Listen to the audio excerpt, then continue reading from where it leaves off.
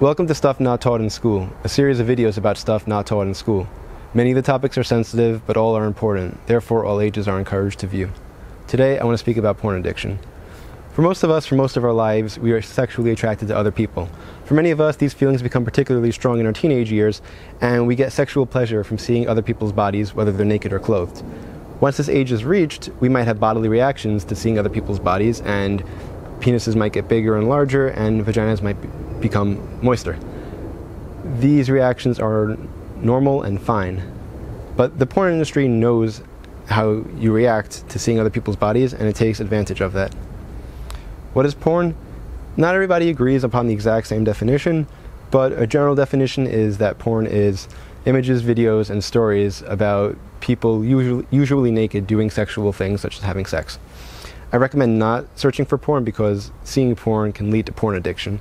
An addiction is when your body craves something and it's hard for you to live without it. For instance, many people have cigarette addictions.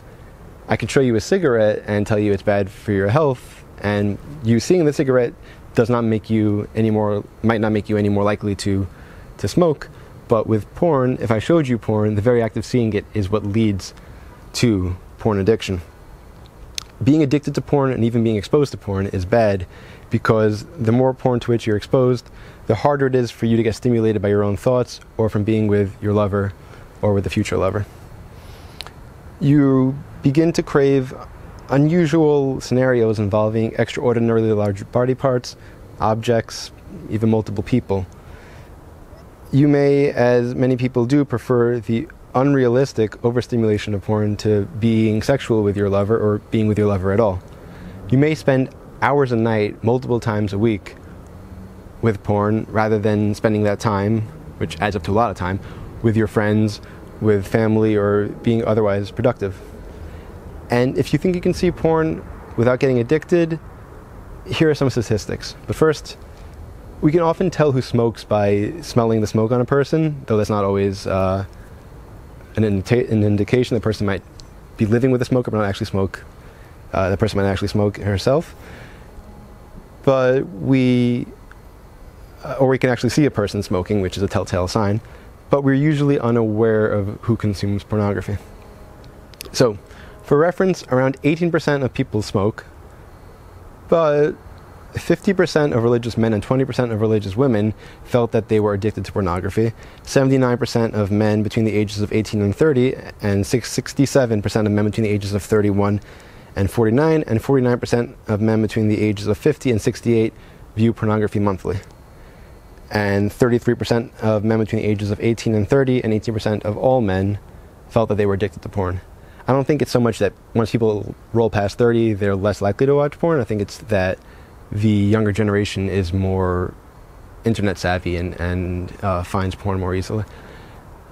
All these statistics, all these links are in the description section below for your reading if you choose. Another statistic is that between July 2009 and July 2010, close to 15% of all internet searches were for erotic content. Schools don't share these statistics potentially because of the statistics that I just mentioned would indicate that around half, if not more, of the school's teachers and administrators are watching porn themselves.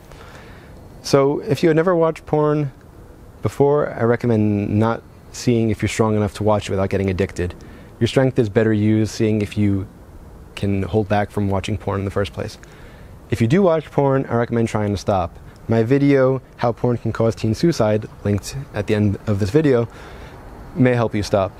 And if you are addicted, or you think you are addicted, I recommend reaching out to friends for assistance, or using networking such as nofap.com to help.